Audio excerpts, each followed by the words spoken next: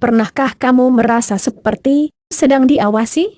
Atau mendengar suara langkah kaki di tengah malam, padahal kamu sendirian? Kadang, hal-hal tak masuk akal terjadi tanpa bisa dijelaskan.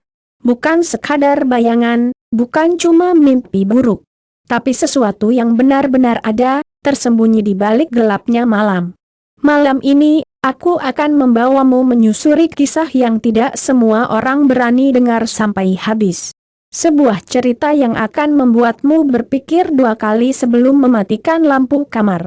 Misteri nasi goreng Pak Raden.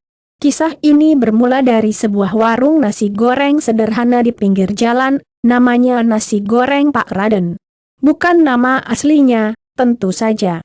Tapi begitulah orang-orang di sekitar sana memanggilnya. Pak Raden ini, orangnya sepuh, rambutnya sudah memutih semua, badannya kurus tapi geraknya lincah sekali kalau sudah di depan wajan. Setiap malam, mulai dari maghrib sampai lewat tengah malam, asap dari wajannya selalu mengepul, membawa aroma khas nasi goreng yang bikin perut keroncongan. Pelanggannya banyak, dari tukang ojek, mahasiswa, sampai pekerja kantoran yang pulang larut. Konon, nasi goreng Pak Raden ini punya rasa yang beda, ada sesuatu yang bikin nagih. Bukan cuma bumbu rempah, tapi ada semacam aura mistis yang menyelimuti setiap suapan. Beberapa pelanggan setia, yang sudah puluhan tahun langganan di sana, sering cerita kalau Pak Raden ini punya kebiasaan aneh. Misalnya, dia selalu pakai topi caping yang sudah lusuh, bahkan saat hujan sekalipun.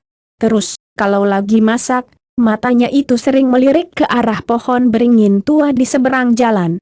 Pohon itu memang terkenal angker, banyak yang bilang ada penunggunya. Tapi Pak Raden seolah tak peduli, malah kadang senyum-senyum sendiri ke arah pohon itu. Pernah suatu malam, ada seorang mahasiswa yang iseng bertanya, "Pak, kok Bapak sering senyum-senyum sendiri ke pohon itu? Ada apa, Pak?" Pak Raden cuma ketawa kecil, "Ah, kamu ini. Itu teman Bapak, lagi lihatin Bapak masak." Mahasiswa itu langsung merinding, tapi Pak Raden cuma melanjutkan mengaduk nasi gorengnya seolah tak terjadi apa-apa. Keanehan Pak Raden bukan cuma itu. Beberapa pelanggan yang makan di sana, terutama yang baru pertama kali, sering merasakan hal-hal aneh setelahnya. Ada yang bilang, setelah makan nasi goreng Pak Raden, mereka jadi sering mimpi didatangi sosok tua berambut putih yang tersenyum ramah, persis seperti Pak Raden. Ada juga yang mengaku, tiba-tiba bisa melihat hal-hal yang tidak kasat mata, seperti bayangan lewat di sudut mata, atau mendengar bisikan-bisikan halus di telinga. Paling parah, ada seorang sopir taksi yang langganan, namanya Pak Budi. Suatu malam, setelah makan nasi goreng Pak Raden, dia pulang ke rumah. Tengah malam, dia terbangun karena merasa ada yang memanggil namanya. Saat membuka mata, dia melihat sosok perempuan berambut panjang, berbaju putih, berdiri di pojok kamarnya. Sosok itu tersenyum, lalu menghilang begitu saja. Pak Budi langsung demam seminggu. Setelah sembuh, dia langsung mendatangi Pak Raden, menceritakan kejadian itu. Pak Raden cuma mengangguk-angguk, lalu berkata, "Oh, itu mungkin kenalan Bapak. Dia suka nasi goreng Bapak juga." Pak Budi langsung pucat pasi, dan sejak itu, dia tidak pernah lagi makan nasi goreng Pak Raden.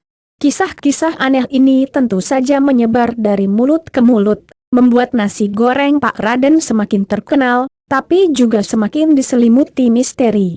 Banyak yang penasaran, apa sebenarnya rahasia di balik nasi goreng Pak Raden. Ada yang bilang, Pak Raden ini punya ilmu penglaris. Ada juga yang menduga, dia bersekutu dengan makhluk halus. Tapi tak ada yang berani bertanya langsung. Sampai suatu hari, seorang wartawan muda, namanya Rio, tertarik dengan kisah-kisah ini. Rio ini orangnya skeptis, tidak percaya hal-hal mistis.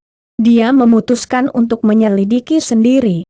Setiap malam, dia datang ke warung Pak Raden, memesan nasi goreng, dan mencoba mengamati setiap gerak-gerik Pak Raden.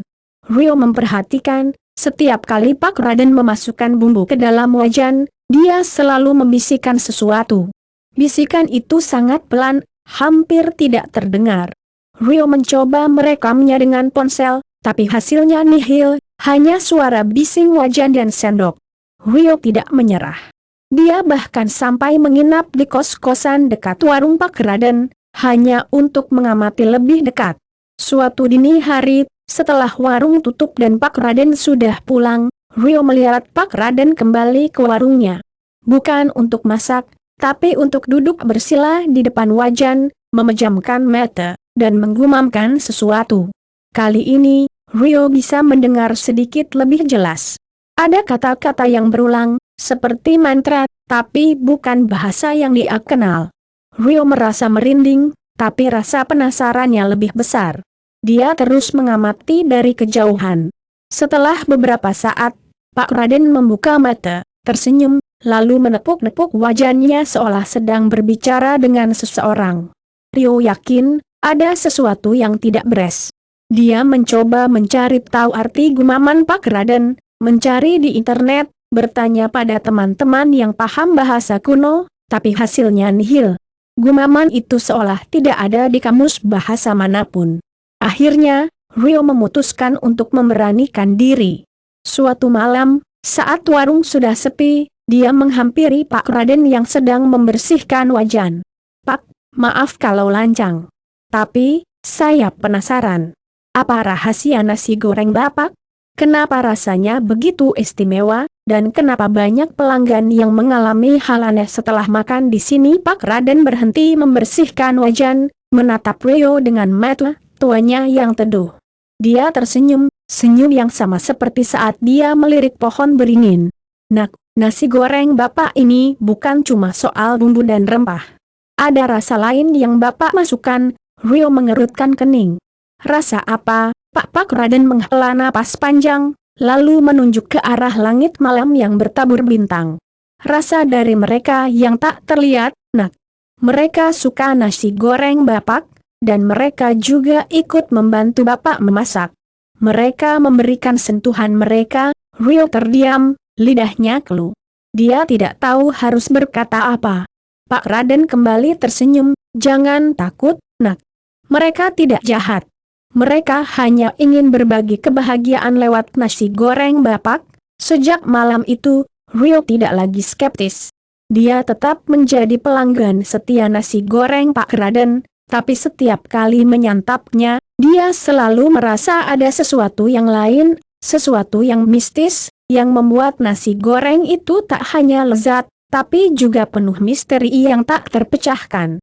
Itulah kisah mistis malam ini. Percaya atau tidak, semua kembali ke dirimu. Tapi hati-hati, kadang, yang tak terlihat justru yang paling dekat. Kalau kamu pernah ngalamin kejadian seram juga, tulis di kolom komentar, siapa tahu ceritamu yang aku angkat di video selanjutnya.